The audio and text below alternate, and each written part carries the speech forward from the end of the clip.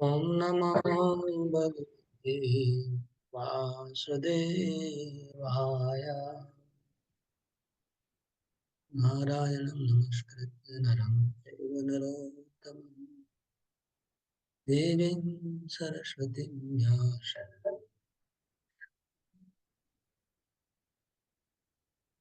श्रीमद्भागवतम पहला स्कंद चौथा अध्याय श्लोक नंबर 15।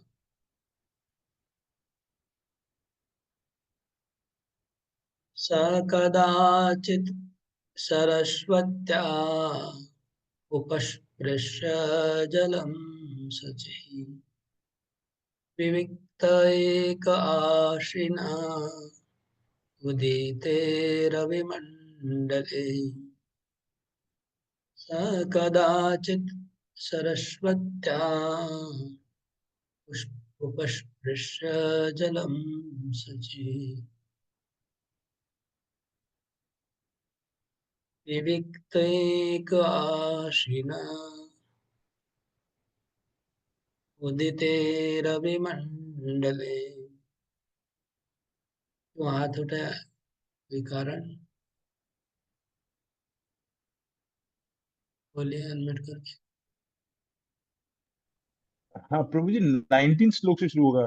कल हमने 18 तक कंप्लीट कर लिया था। 14 चैप्टर 4 टेक्स्ट 19 से शुरू होगा। ठीक है, एक मिनट। बोल देता हूँ इसका मीनिंग जब पढ़ लिया तो एक दिन सरस्वती नदी के तट पे व्यासदेव ने स्नान किया, आचमन किया और फिर सूर्य को देख रहे थे और उन्होंने ध्यान किया। 16 नंबर श्लोक में लिखा है कि उन्होंने देखा कि काल के प्रभाव से हर युग में धीरे धीरे धीरे सबका शक्ति, सबका मेधा, सबका स्मृति धीरे धीरे ह्रास हो जा रहा है काल के प्रभाव से। युगे युगे हर युग में कम होते जा रहा है। सत्य से त्रेता में कम होता है, फिर द्वापर में कम होता है, फिर कलयुग में और कम हो जाता है। ऐसा उन्होंने देखा। तो उन्होंने 17 और 18 नंबर श्लोक में लिखा है कि उन्होंने क्या देखा। लोगों का भौतिक जो पदार्थ है उनकी भी शक्ति कम हो गई है, और लोगों की श्रद्धा कम हो गई है, लोगों की बुद्धि कम हो गई है, उनकी आयु कम हो गई है, उनका भाग्य खराब है। ये सब उन्होंने देखा और देख के उन्होंने विचार किया कि इनका कैसे कल्याण किया जाए। 19 नंबर श्लोक में अभी आज पढ़ेंगे कि उन्होंने क्या किया लोगों का कल्याण के लिए, क्या क्या कार्य किया। 19 से लेके पूरा कंटिन्यू चलेगा, इस अध्याय के अंत तक चलेगा। व्यासदेव ने क्या क्या किया लोगों का, जनता के कल्याण के लिए। श्लोक नंबर 19। चातुर्होत्रम कर्म शुद्धम प्रजानां वीक्ष्य वेदिकम् वेदधात यज्ञ संतत्ते वेदमेकं चतुर्विधम्। चातुर्होत्रं कर्म शुद्धं प्रजानां वीक्ष्य वेदिकम् व्यदधात यज्ञ संतत्ते वेदमेकं चतुर्विधम्। मोहन वजराज को आप अनम्यूट करके पढ़ें। ओम तत्सत। उन्होंने देखा कि वेदों में वर्णित यज्ञ वे साधन हैं जिनसे मनुष्य की वृत्तियों को शुद्ध बनाया जा सकता है। अतः इस विधि को सरल बनाने हेतु ही उन्होंने एक ही वेद के 4 भाग कर दिए, जिससे वे मनुष्य को बीज फैल सके। पहले यजुर्वेद नामक एक ही वेद था और उसी में यज्ञ के 4 विभागों का विशेष उल्लेख था, लेकिन उन्हें अधिक सरल बनाने के उद्देश्य से वेद को यज्ञ के 4 विभागों में बांट दिया गया, जिससे 4 आश्रमों का वृत्तिपरक धर्म शुद्ध हो सके। ऋग, यजुर, साम तथा अथर्व, इन 4 वेदों के अलावा पुराण, महाभारत, संहिताएं आदि 5वें वेद कहलाती है। श्रील व्यासदेव तथा उनके अनेक शिष्य इतिहास प्रसिद्ध महान व्यक्ति थे और वे सब इस कलयुग के पतितात्माओं के प्रति अत्यंत दयालु थे। फलस्वरूप संबंधित ऐतिहासिक तथ्यों से पुराण तथा महाभारत तैयार किए गए, जिनमें चारों वेदों की शिक्षाओं को समझाया गया है। पुराणों तथा महाभारत को वेदों का अभिन्न अंग मानने में कोई शंका नहीं होनी चाहिए। छंदोग्य उपनिषद 7.1.4 में पुराणों तथा महाभारत को, जिन्हें सामान्य रूप से इतिहास माना जाता है, पंचवेद कहा गया है। शिला जीव गोस्वामी में शिला जीव गोस्वामी के मत अनुसार शास्त्रों की अपनी अपनी महत्ता आंकने की यही विधि है। हरे कृष्णा। ओरिजिनल वेद था यजुर्वेद। ठीक है, याद रखिएगा, प्रभुपाद बोले कि ओरिजिनल एक वेद था यजुर। ऋग, यजु, साम, अथर्व, ये 4 वेद है।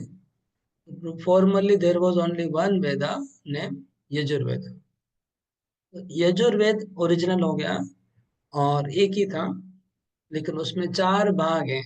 यज्ञ करने के लिए 4 है। एक है जो मंत्र उच्चारण करता है, वो उसके बारे में कुछ लिखा था, वो था। और फिर मंत्रों का एक मंत्र उच्चारण करने वालों को क्या करना है, एक जो कलेक्शन, और एक पूरा यज्ञ का मैनेजमेंट। ऐसे 4 अलग अलग डिवीजन कर दिए। उस एक ही वेद का 4 डिवीजन हुआ, इसलिए ऋग, यजुर, साम, अथर्व 4 नाम हुआ। और फिर उसके बाद देर आर द पुराण और महाभारत और संहिता, ये भी सब रचना हुई। ये पंचम वेद है। आगे बढ़ते हैं।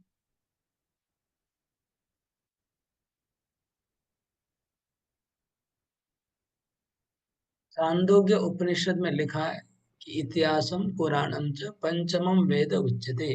इतिहास और पुराण 5वें वेद हैं। मतलब वो भी वेद के अंतर्गत ही है, उनका हमें वैल्यू देना चाहिए। नंबर 20। ऋग्यजु सामथर्वाख्या वेदाश्चत्वार उद्धृता।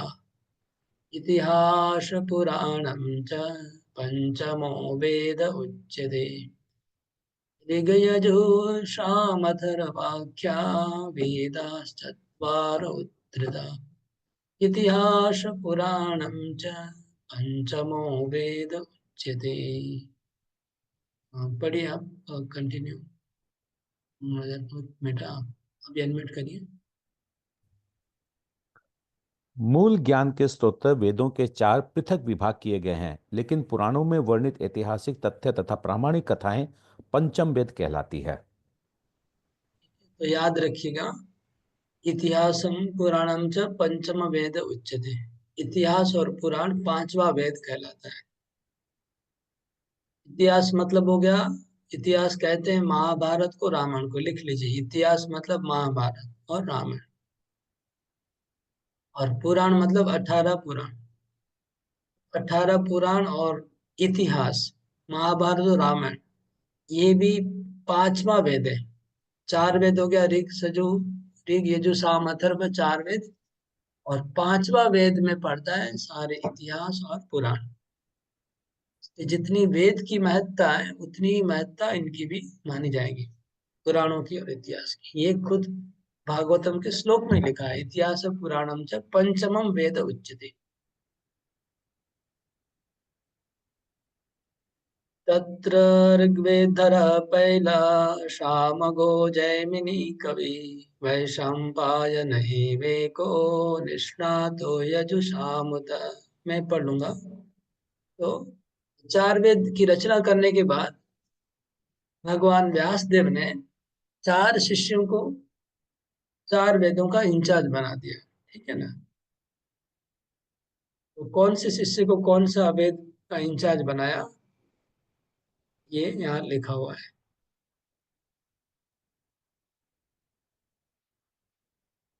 ऋग्वेद का इंचार्ज बने ऋग्वेदर पहला, पहला ऋषि। पहले ऋषि का नाम सुना होगा, अगर सुना है तो, नहीं सुना है तो सुन लीजिए। तो पहले ऋषि ने ऋग्वेद के इंचार्ज बन गए, उनको आचार्य बने ऋग्वेद के। जैमिनी ऋषि सामवेद के आचार्य बने। और इतिहास और पुराण के सॉरी आचार्य बने वैशंपायन। वैशंपायन ऋषि सॉरी किसके, यजुर्वेद के बने। इतिहास पुराण बाद में आएगा। वो ऋग्वेद के पहले, सामवेद के जैमिनी, वैशंपायन यजुर्वेद के। अथर्वांगे रसम आशित सुमंतुर्दारुणो मुनि, इतिहास पुराणान्नम पिता में रोमहर्षणा। सुमंतु मुनि अंगिरा, उन्होंने अथर्ववेद के आचार्य बने। और मेरे पिता, सुत गोस्वामी बोलते मेरे पिता इतिहास और पुराणों के आचार्य बने। सुत गोस्वामी के पिता कौन है? रोमहर्षण।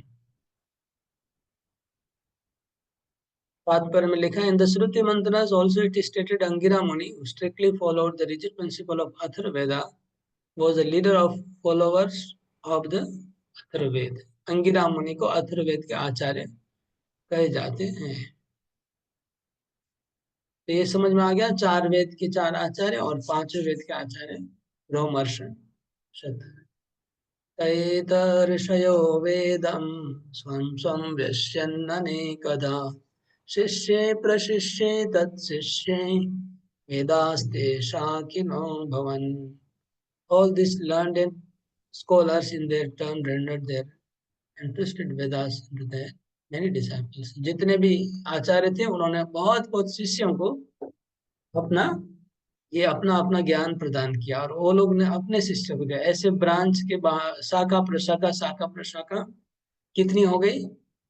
वेदास्ते शाखिनो भवन, वेदों की बहुत शाखाएं बन गई। तो आज हम लोग देखते हैं ना, भारत में ये त्रिवेदी, चतुर्वेदी, द्विवेदी, बहुत सारे नाम होते हैं ना।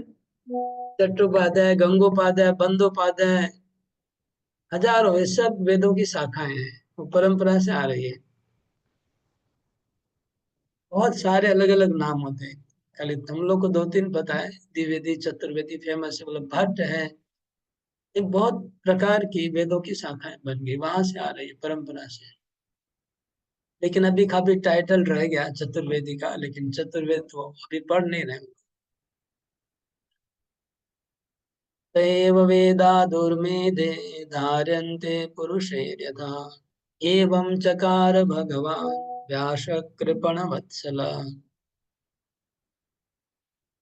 एक्चुअली मैंने इंग्लिश भागवतम खोल के रखा है, ये एक मिनट हिंदी खोल लेता हूँ, क्या होगा फिर बोलूंगा। ओके, तब तक आप रीडिंग करिए हिंदी का। मनोज राज को अनम्यूट करने के बाद करिए, अनम्यूट करके बोलिए, पढ़ लीजिए अनुवाद। इस प्रकार अज्ञानी जनसमूह पर अत्यंत कृपालु ऋषिशील व्यासदेव ने वेदों का संकलन किया, जिससे अल्प बुद्धि वाले मनुष्य भी उनको आत्मसात कर सके। वेद एक है, यहाँ पर अनेक शाखाओं में इसे विभाजन के कारणों की व्याख्या की गई है। समस्त ज्ञान का बीज वेद ऐसा विषय नहीं है जिसे कोई सामान्य व्यक्ति आसानी से समझ सके। ऐसा ऐसा प्रतिबंध है कि जो सुपात्र ब्राह्मण नहीं है उसे वेद सीखने का प्रयास नहीं करना चाहिए। इस प्रतिबंध की कई प्रकार से अनुचित व्याख्या की गई है। मनुष्य को एक वर्ग ब्राह्मण कुल के जन्म लेने के कारण ही ब्राह्मण योग्यता का दावा करता है, और वो वेदों के अध्ययन पर ब्राह्मण जाति का एकाधिपत्य मानता है। मनुष्य का दूसरा वर्ग इसे उन जाति वालों पर अन्याय बताते हैं जो ब्राह्मण कुल में जन्म नहीं ले पाते। लेकिन ये दोनों ही दिग्भ्रमित है। वेदों का विषय ऐसा है जिसकी व्याख्या ब्रह्मा के समक्ष भी श्री भगवान को करनी पड़ी थी। एतव विलक्षण सतोगुणी व्यक्ति की इस विषय को समझ सकता है। रजोगुण तथा तमोगुणी मनुष्य वेद के विषय को नहीं समझ पाते। वैदिक ज्ञान का परम उद्देश्य भगवान श्री कृष्ण है। जो मनुष्य रजो तथा तमोगुणी हैं वे श्री भगवान को बहुत कम समझ पाते हैं। सतोगुण में प्रत्येक व्यक्ति सतोगुणी होते हैं। धीरे धीरे त्रेता तथा द्वापर युग में सतयुग का त्रास होता गया और जनता भ्रष्ट होती गई। आधुनिक युग में सतयुग सत्वगुण सतोगुण सतोगुण प्राय शून्य है। एतव जनता के हित के लिए परम दयालु प्रभावशाली ऋषि श्रील व्यासदेव ने वेदों को अनेक प्रकार से विभक्त कर दिया, जिससे वे रजोगुण तथा तमोगुण वाले अल्पज्ञों द्वारा भी समझा जा सके। इसकी व्याख्या अगले श्लोक पे की गई है। हरे कृष्णा। उन्होंने देखा तयेते वेदा दुर्मेधे धारयन्ते पुरुषे रथ। मतलब कलयुग के लोग की बुद्धि कम होगी, तो वो लोग वेद पढ़ेंगे तो इतना एक साथ चार वेद बड़ा है बहुत, तो इसलिए वो पढ़ नहीं पाएंगे और समझ नहीं पाएंगे और कंफ्यूज हो जाएंगे, इसलिए उन्होंने एक वेद को चार भाग में भाग कर दिया। ठीक है ना, यही बोल रहे हैं। तयेत वेदा दुर्मेध धारण एवं चकार भगवान व्यास कृपण।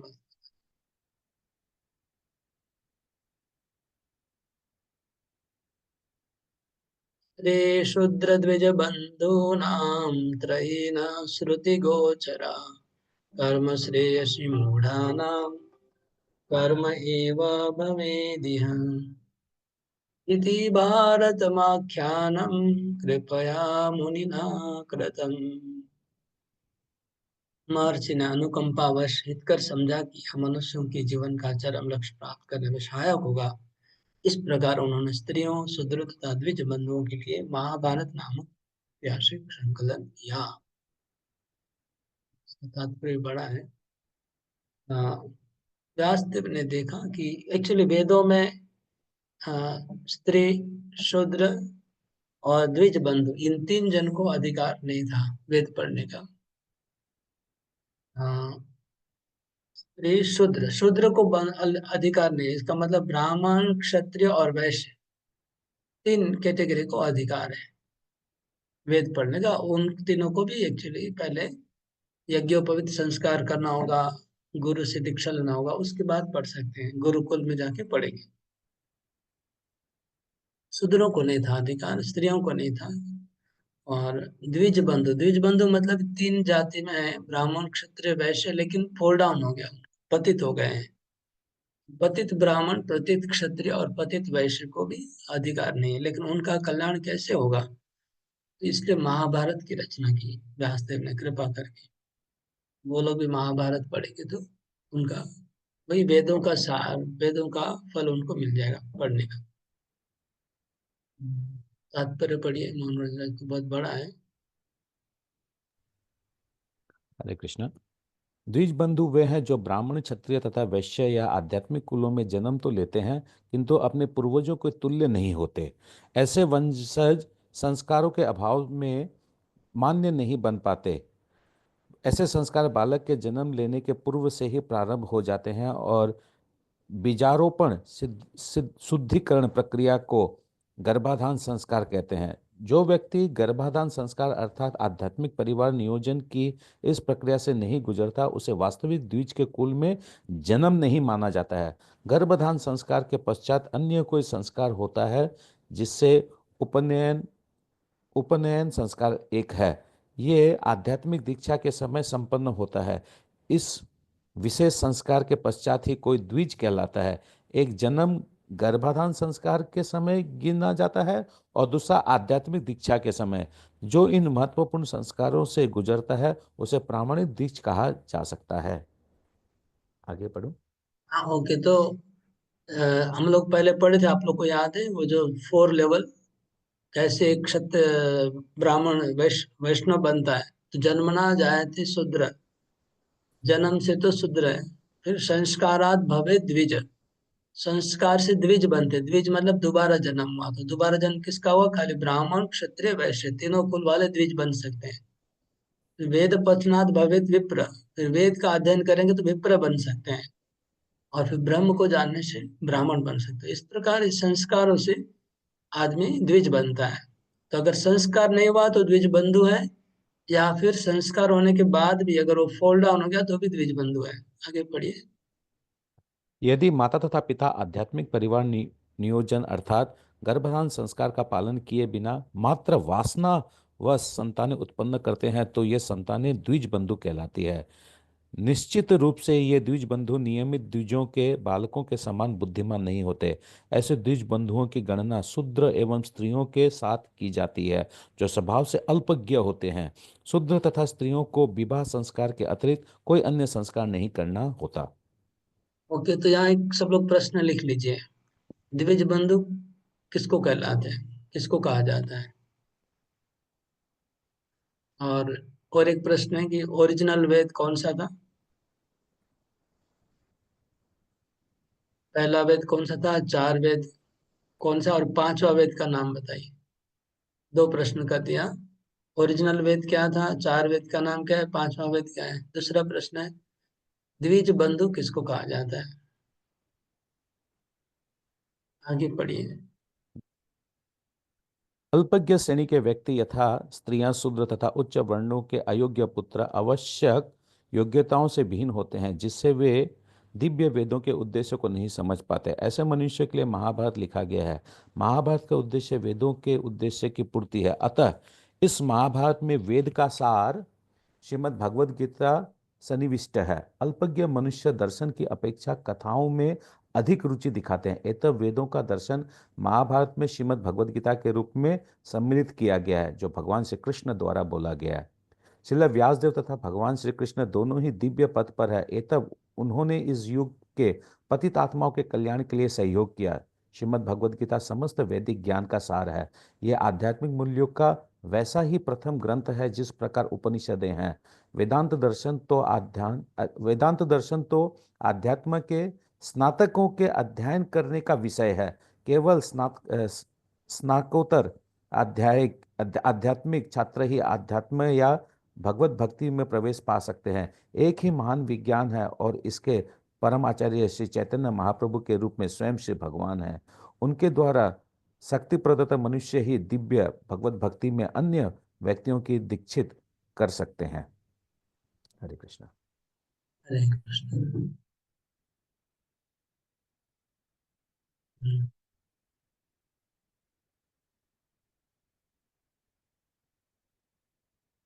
और क्या पॉइंट आया इसमें? हाँ, आप देखेंगे महाभारत का जो मंगलाचरण है, भगवत गीता का जो महात्मा है, जो शंकराचार्य लिखा, उसमें क्या लिखा है कि महाभारत एक ज्ञानमय प्रदीप है। महाभारत एक दीपक है, और दीपक की जो जो बातें हैं, जो शिखा है, वो गीता है। ऐसे लिखा है। तो महाभारत लोग पढ़ेंगे क्योंकि लोगों को स्टोरी सुनना अच्छा लगता है, दर्शन अच्छा नहीं लगता है। स्टोरी के बीच में दर्शन डाला है महाभारत में। खाली गीता, प्रभुपाद जी बोले गीता मुख्य दर्शन है, वैसे महाभारत में जगह जगह जगह जगह दर्शन की चर्चा की गई है, ध्यान दिया गया है स्टोरी के बीच बीच में।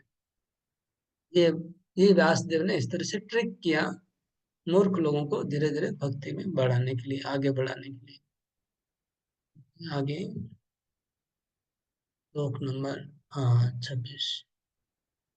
एवं प्रवृत्तस्य सदा भूतानां श्रेयसी द्विजा सर्वात्मकेनापि सदा यदा नातुष्यदृदयं ततः। एवं प्रवृत्तस्य सदा भूतानां श्रेयसी द्विजा सर्वात्मकेनापि यदा नातुष्यदृदयं ततः। तो व्यासदेव इस प्रकार सर्वदा लोगों के कल्याण में लगे हुए थे। चार वेद किया, महाभारत की रचना की, उसके बाद भी उनका हृदय संतुष्ट नहीं हुआ, वो असंतुष्ट से हो गए। तो चिंता में पड़ गए व्यासदेव। क्या चिंता में पड़ गया, अगले श्लोक में लिखा है।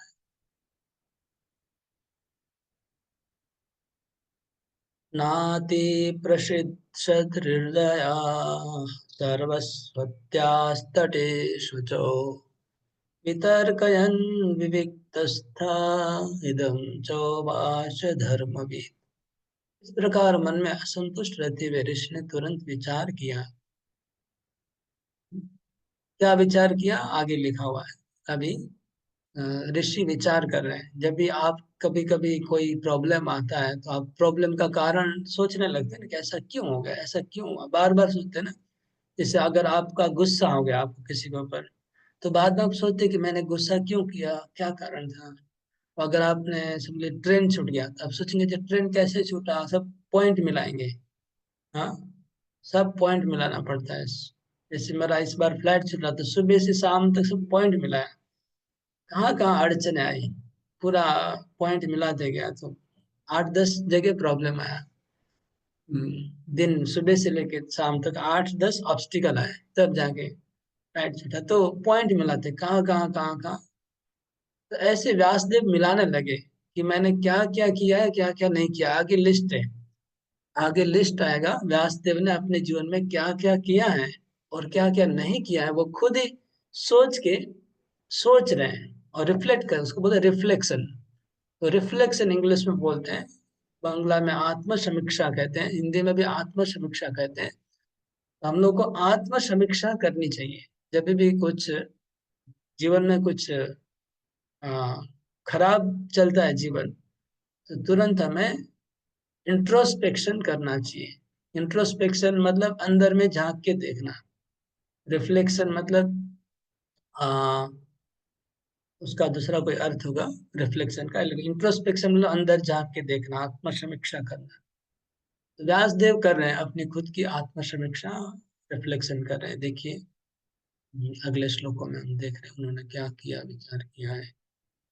धृतव्रतेन हि मया छन्दांसि गुरवोऽग्नय मानिता निर्गलिकेन गृहीतं चानुशासनम् भारतव्यपदेशेन याम्नायर्थश्च प्रदर्शित दृश्यते यत्र धर्मादि श्रीशूद्रादिभिरप्यते। मैंने कठिन व्रतों का पालन किया है।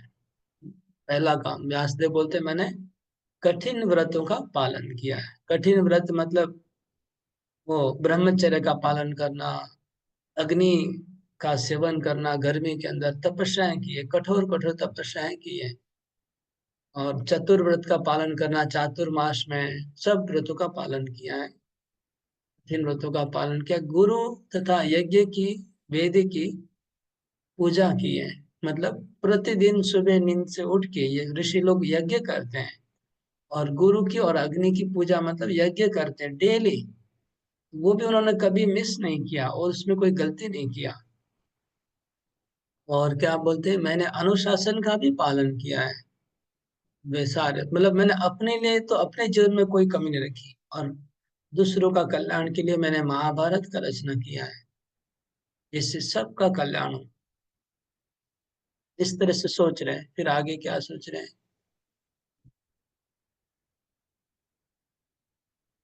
मैं तात्पर्य में नहीं जाऊंगी कि सेम बात लिखी है। हाँ।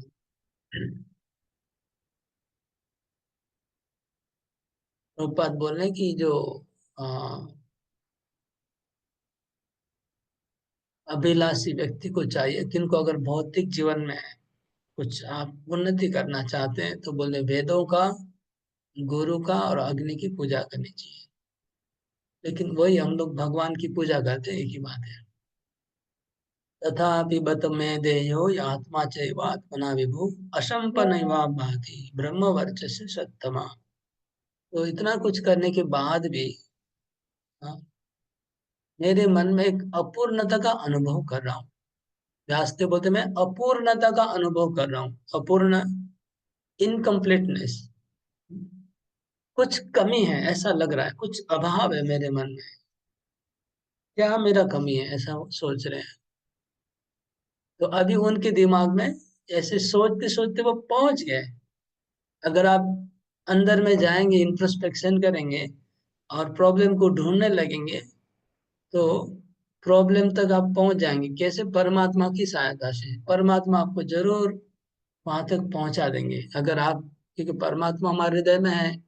भगवान क्या बोलते हैं, सर्वस्व चाहम हृदय सन्निविष्टो मत्त स्मृति ज्ञानम अपोहनम च। मैं सबको याद दिलाता हूँ, भुलाता हूँ। तो अगर आप इंट्रोस्पेक्शन करते हैं, अंदर जाते हैं अपने आप को सुधारने के लिए, तो परमात्मा जरूर आपको हिंट्स दे देंगे कि आपने यहाँ पर गलती हुआ है, ऐसे हुआ है। लेकिन खाली हमको क्या करना चाहिए, हम लोग को दिन में समय निकाल के कभी कभी सोचना चाहिए कि मैं कुछ गलती कर रहा हूँ क्या, क्या गलती कर रहा हूँ, सोचना चाहिए। लोग दुनिया का गलती निकालने में इतना बिजी रहते हैं कि अपना गलती सोचने का समय नहीं रहता है। व्यासदेव को पकड़ में आ गया, अगले श्लोक में बता दिया, वो खुद ही बोल रहे हैं कि मैंने क्या नहीं किया है। किं वा भागवता धर्मा न प्रायेण निरूपिता प्रिया परमहंसानां तैव यच्युत प्रिया। हो सकता है मैंने भगवान की भक्ति का विशेष रूप से संकेत नहीं किया है, जो परमहंस भक्तों को और भगवान अच्युत को, दोनों को अति प्रिय हैं। तो जन कल्याण तो किया, लेकिन भक्तों का सेवा नहीं किया, भगवान का सेवा नहीं किया। व्यासदेव ने क्या किया, जन कल्याण किया, मनुष्यों को उद्धार करने के लिए सब कुछ किया, लेकिन वैष्णवों को खुशी करने वाला कोई कार्य नहीं किया, और भगवान को खुशी करने,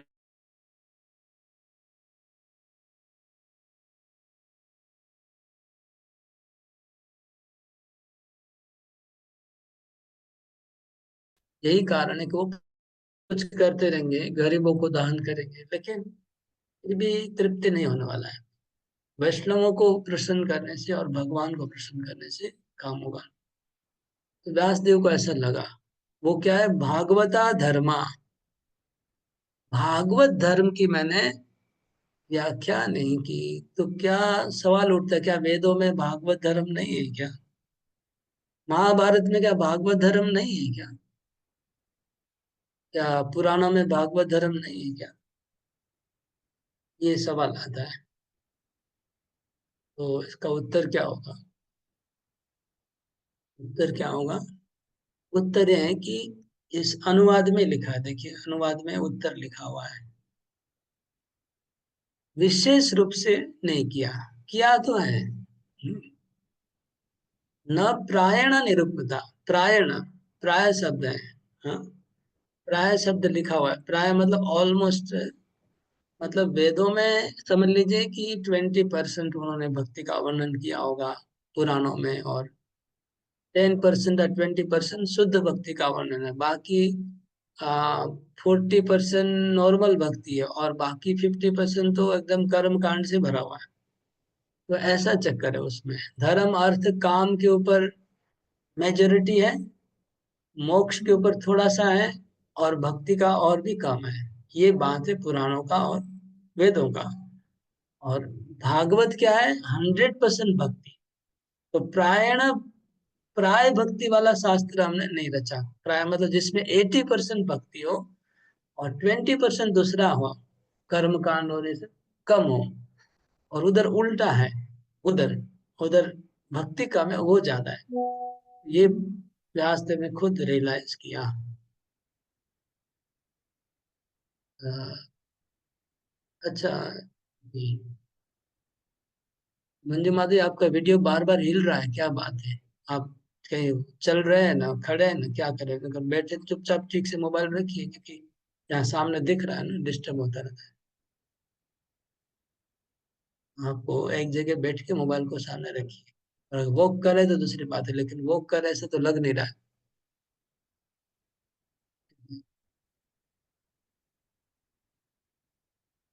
नेक्स्ट,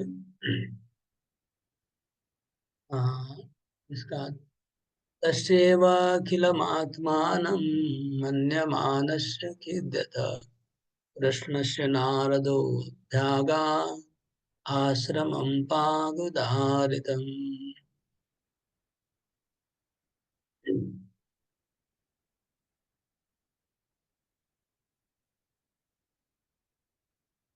इस तरह से, जैसे कि पहले कहा जो जा चुका है, व्यासदेव अपने दोषों के विषय में पश्चाताप कर रहे थे।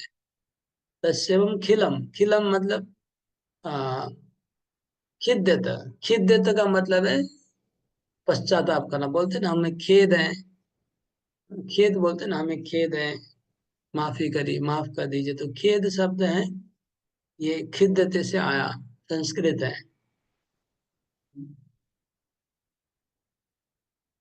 हाँ, इस तरह से वो दुखी हो रहे थे। और उसी समय उनके गुरु महाराज या नारद मुनि उनके आश्रम में पधारे। नारद मुनि आ गए। ओके, अभी तात्पर्य पढ़िए अमृतराज को। शिला व्यासदेव जिस रिक्तता का अनुभव कर रहे थे वो उनके ज्ञान के अभाव के कारण न थी। भागवत धर्म विशुद्ध भगवत भक्ति है जहाँ तक अद्वैतवादी की पहुंच नहीं होती। अद्वैतवादी की गणना परमहंसों में नहीं की जाती जो संन्यास आश्रम से सर्वोच्च होते हैं। श्रीमद् भागवतम श्री भगवान की दिव्य लीलाओं की कथाओं से पूर्ण है। यद्यपि श्रील व्यासदेव सक्तावेश दिव्य पुरुष थे तो भी वे असंतुष्ट थे क्योंकि उनके किसी भी ग्रंथ में श्री भगवान की दिव्य लीलाओं का ठीक से वर्णन नहीं था। इसकी प्रेरणा भगवान श्री कृष्ण ने सीधे श्रील व्यासदेव के हृदय में उत्पन्न की। एतब उन्हें रिक्तता का अनुभव हुआ जिससे जिस जैसा कि ऊपर कहा गया है। यहाँ यह निश्चित रूप से बताया गया है कि श्री भगवान की प्रेमा भक्ति के बिना सब कुछ शून्य है, लेकिन श्री भगवान की भक्ति में सेवा में सकाम कर्म या शुष्क चिंतन का अलग से प्रयास किए बिना ही सब कुछ संभव है। हरे कृष्ण।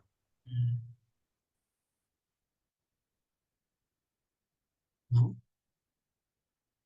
ये प्रभुपाद जी बोल रहे हैं एक बात, स्पेशल बात आप लोग पकड़ नहीं पाए होंगे।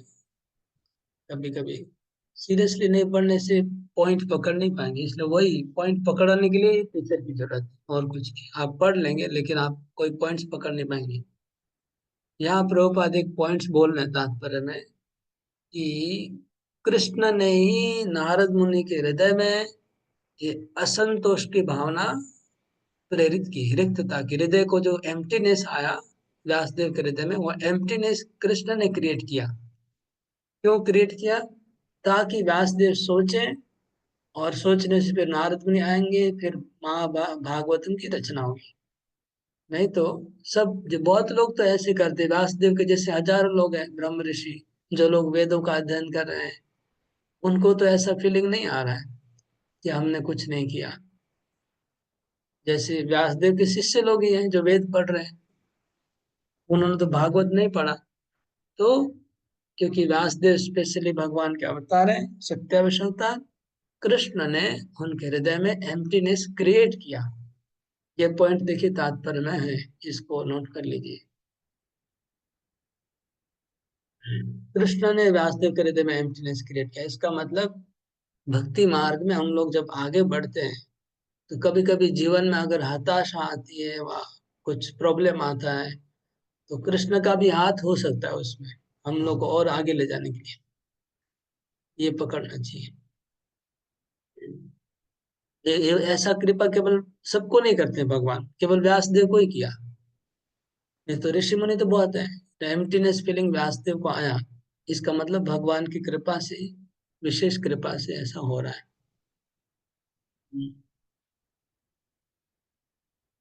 तमभिज्ञाय सहसा प्रत्युत्थायागतं मुनि पूजयामास विधिवत् नारदं सुरपूजितम्।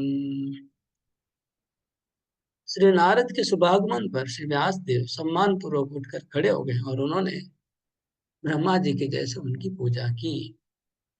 यहाँ विधि विधिवत लिखा है। विधिवत का दो अर्थ होता है, तो यहाँ दूसरा अर्थ भी लिया गया है। विधि पूर्वक पूजा करना, एक बोलते हैं ना विधि पूर्वक, मतलब शास्त्र में जैसे लिखा है वैसे पूजा करना। लेकिन हमारे आज से लोग और भक्ति में तात्पर्य हमेशा निकालते हैं। विधि ब्रह्मा को भी कहा जाता है, तो ब्रह्मा के जैसे पूजा की। ठीक है, ब्रह्मा जी कौन है? नारद मुनि के गुरुदेव हैं, उनके पिता भी है नारद मुनि के, तो इसलिए ब्रह्मा के जैसे उनको सम्मान किया, मतलब विधिवत पूजा की। नारद मुनि ने अपने, मतलब नारद मुनि के सॉरी, व्यासदेव के आश्रम में नारद मुनि आ गए और उन्होंने नारद मुनि के तुरंत खड़े हो गए। खड़े होकर के उनका सम्मान किया, उनका पूजा किया। तो एक नियम है, जब गुरुदेव और वैष्णव अपने घर पे आए तो हमें खड़े हो जाना चाहिए, उनको रिसीव करना चाहिए। भारत में तो स्वाभाविक कल्चर ही है, कोई भी अतिथि आता है तो लोग उनको रिसीव करने जाते, तो फिर गुरुदेव और वैष्णव की तो बात ही क्या है। हम लोग आगे बढ़ जाते हैं 5वें अध्याय में, क्योंकि स्टोरी चल रहा है, सेम स्टोरी आगे बढ़ रहा है। फिलोसफी आएगा तब टाइम लगेगा। तो उवाच अथ तं सुखमासीनम् उपासीनं बृहस्रवा देवर्षिपा विप्रर्षि वीणापाणि स्मयन्निव। अथ तं सुखमासीनम् उपासीनं बृहस्रवा देवर्षि प्राह विप्रर्षि वीणापाणि स्मयन्निव। ओके, अनुवाद पढ़िए। श्रील सुत गोस्वामी ने कहा, इस प्रकार देवर्षि श्री नारद मुनि सुखपूर्वक बैठ गए और मानो मुस्कुराते हुए ब्रह्मर्षि श्रील व्यासदेव को संबोधित किया। तात्पर्य, श्री नारद मुनि मुस्कुरा रहे थे क्योंकि वे महर्षि व्यासदेव को तथा उनके असंतोष के कारण को भली भांति जानते थे।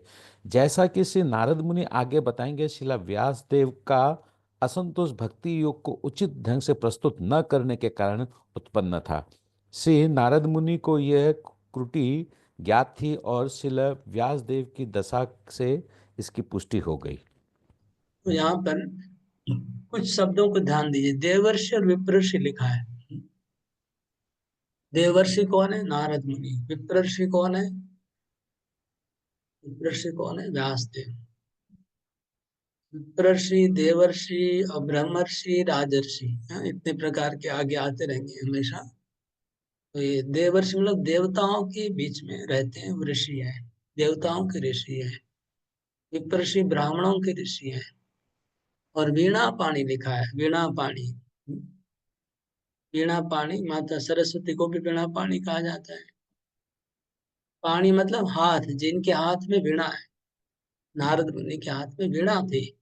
वीणा से नारायण नारायण नारायण का जप करते, कीर्तन करते करते वो पधारे व्यासदेव के आश्रम में। वीणा बजाते बजाते आए और मुस्कुरा रहे थे।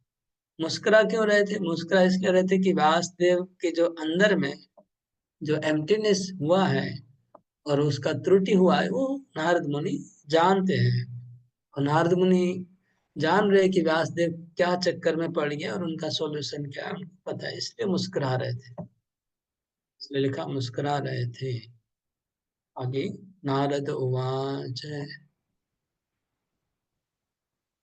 पाराशर्यमा भागा भवता कश्चिदात्मना परितुष्यति शारीर आत्मा मानसेव वा। पाराशर्यमा भागा भवता कश्चिदात्मना पारितुष्यति शारीर आत्मा मानस एव वा। ओके, हाँ, पढ़िए, अनुवाद पढ़िए, कंटिन्यू। पराशर पुत्र श्रील व्यासदेव को संबोधित करते हुए श्री नारद मुनि ने पूछा, क्या आप मन या शरीर को आत्म साक्षात्कार का लक्ष्य मानकर संतुष्ट हो? तात्पर्य, श्री नारद मुनि द्वारा श्रील व्यासदेव को उनके असंतोष के कारण का यह संकेत था।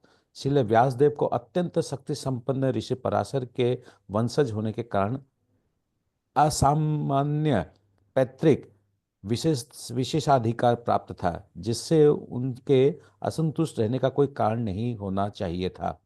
महान पिता के महान पुत्र होने के कारण उन्हें आत्मा की पहचान शरीर या मन से नहीं करनी चाहिए थी। अल्प बुद्धि वाले मनुष्य जन शरीर को या मन को आत्मा के रूप में स्वीकार कर सकते हैं, लेकिन श्रील व्यासदेव को ऐसा नहीं करना चाहिए था। स्वभावतः कोई तब तक प्रसन्न नहीं रह सकता जब तक सचमुच वो आत्म साक्षात्कार को प्राप्त न हो, जो भौतिक शरीर तथा मन से परे है। ओके, तो यहाँ पाराशर्य लिखा है। क्योंकि उनके महान परंपरा को इंगित कर रहा है। व्यासदेव को नारद मुनि प्रशंसा कर रहे हैं कि आप पराशर मुनि के पुत्र हैं। हम्म, आप महाभाग्यवान है, महाभाग।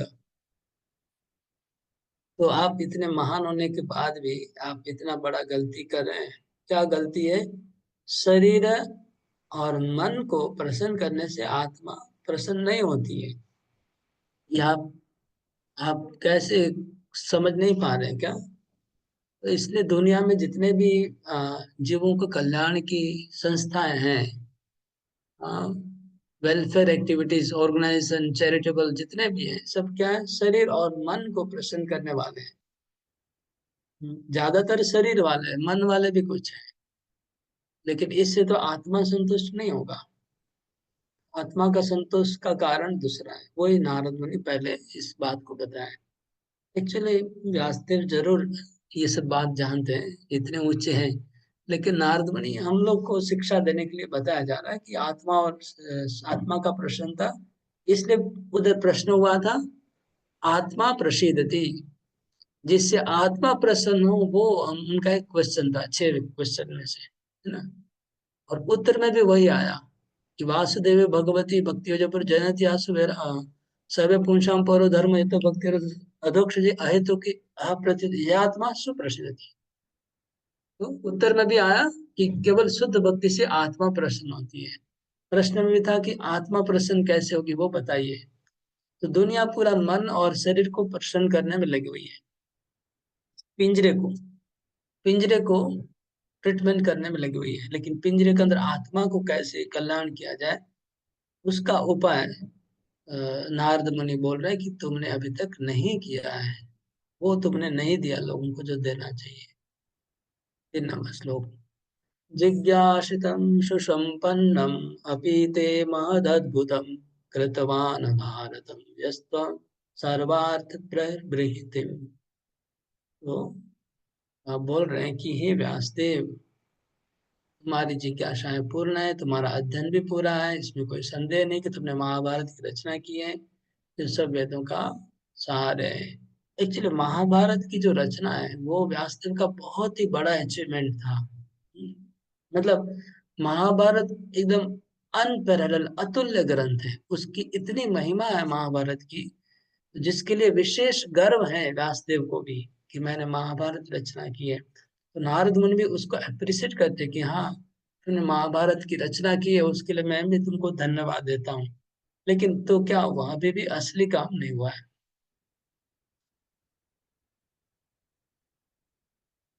क्योंकि हाँ, कृतवान भारत सर्वार्थ परिबृहितम। सर्वार्थ मतलब 4 पुरुषार्थ को महाभारत से प्राप्त होता है। सर्वार्थ लिखा ना, धर्म अर्थ काम मोक्ष, चारों पुरुषार्थ महाभारत से पूरे हो जाते हैं, लेकिन शुद्ध भक्ति की बात नहीं लिखी है। जिज्ञासितम् अधीतं च ब्रह्म यत्तत्सनातनं तथापि शोचसि आत्मानम् अकृतार्थ इव प्रभो। तुमने निराकार ब्रह्म विषयक एवं उसे प्राप्त होने वाले ज्ञान को भली भांति लिपिबद्ध किया है। तो इतना सब होते हुए भी तुमको हताश होने की क्या बात है? नारद मुनि ने जब आके देखा कि व्यासदेव के चेहरे के ऊपर एक, क्या बोलते, म्लान ग्लानि छाई हुई है, व्यासदेव मरोस दिख रहे हैं, तो नारद मुनि ने पूछा तुम्हारे चेहरे पे उदासी क्यों? तुमने इतना कुछ किया तो तुमको तो प्रसन्न होना चाहिए। नारद मुनि अभी खुद बोल रहे हैं कि आपने तो महाभारत लिखी फिर भी प्रसन्नता नहीं है। आपने इस श्लोक में बोलते जिज्ञासा ब्रह्म सनातनम, आपने जो निर्विशेष ब्रह्म है, ब्रह्म की भी आपने पूरी चर्चा कर ली और उसके ऊपर ग्रंथ भी लिख लिए। तथापि सोचसी आत्माना, फिर भी इतने शोक में क्यों डूबे हो? नारद मुनि को पता है, लेकिन उनको पहले क्वेश्चन करके उनको और थोड़ा हिलाना चाह रहे हैं, ताकि ताकि जो उत्तर दिया जाए वो अच्छे से ग्रहण कर पाएंगे। मोहन रोजर का क्वेश्चन है, नोट करिए। प्रभु जी, एक तो छोटा सा कंफ्यूजन हुआ है कि भगवत गीता महाभारत का एक पार्ट है। तो राइट। अभी महाभारत का जब 3 नंबर 4 नंबर कंटिन्यूटी में बोला जा रहा है, और यहाँ बोला जाए कि निराकार ब्रह्म के बारे में लिखा है, इसका मतलब वो जो पार्ट ऑफ द महाभारत है, भगवत गीता, क्या उसको यहाँ पर उल्लेखित किया जा रहा है कि वो निराकार ब्रह्म के बारे में लिखा गया है? नहीं नहीं, वो निराकार ब्रह्म हो गया वेदांत सूत्र। ये अच्छा। अभी लिखा नहीं है इसमें, वेदांत सूत्र की रचना की है व्यासदेव ने। तो शायद आगे आएगा, अभी तक आया नहीं। तो पहले उन्होंने 4 वेद किया, वेदों के बाद यहाँ सीधा महाभारत लिखा है। बीच में 2 चीज मिस कर दिया गया है, पुराण की बात नहीं लिखी और वेदांत सूत्र की बात नहीं लिखी है। वो आगे आएगा लगता है, होपफुली आना चाहिए, क्योंकि मैंने तो पढ़ा है पहले ये। पहले 4 वेद रचना करते हैं, फिर पुराण की रचना करते हैं, फिर महाभारत, और महाभारत के बाद वेदांत सूत्र। वेदांत सूत्र की बात की रही, वेदांत उपनिषद की चर्चा, उपनिषद उन्होंने रचना की है ना, उसके लिए लिखा है। गीता के लिए नहीं लिखा है, गीता तो भक्ति ग्रंथ है।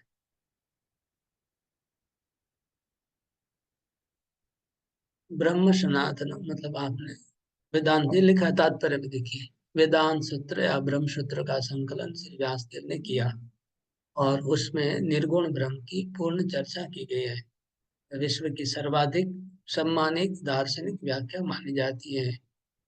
इसमें समेटा गया है कि इसकी प्रतिपादन शैली पांडित्यपूर्ण है, अतः व्यासदेव के दिव्य पांडित्य के विषय में संदेह करने का कोई प्रश्न ही नहीं उठता। तो फिर उन्हें किस प्रकार शोक करना चाहिए? इस श्लोक में, यद्यपि श्लोक में नहीं लिखा है लेकिन तात्पर्य में आया कि व्यासदेव ने वेदांत सूत्र की रचना की, जो निराकार ब्रह्म को पुष्टि करने वाले हैं, और वो बहुत ही पांडित्यपूर्ण शैली से रचना की गई है। उसका सब लोग तारीफ करते हैं, सब विद्वान मंडल तारीफ करते हैं। ये हो गया उनका जर्नी, वेद से पुराण, पुराण से महाभारत, महाभारत से वेदांत सूत्र, ये व्यासदेव का जर्नी है। अभी व्यासदेव उनके उत्तर देंगे। व्यासवाच, इसको फिर हम कर लेते हैं उत्तर। हरे कृष्ण कृष्ण कृष्ण हरे हरे, हरे राम राम राम हरे हरे। कोई प्रश्न है? हाँ बोले कोई। प्रभु जी, ये जो यहाँ पर जो एक ठो शब्द आया था, ये द्विज बंधु का, तो द्विज बंधु का मैंने ऐसे भी एक ठो सुना था पहले, कि जैसे माँ उच्च कुल की होती है और पिता निम्न कुल का अगर होता है, तो वैसा संतान का क्या होता है, वो बुद्धि की जो पराकाष्ठा ना वो बहुत कम मात्रा में होती है, इसलिए उसको भी द्विज बंधु बोलते हैं। क्या ये सही है प्रभु जी? द्विज बंध वो अलग होता है, उसको वर्ण संकर भी बोलते हैं। अच्छा। वर्ण संकर बोलते हैं, जो 2 वर्णों का मिश्रण होता है उसको वर्ण संकर कहते हैं।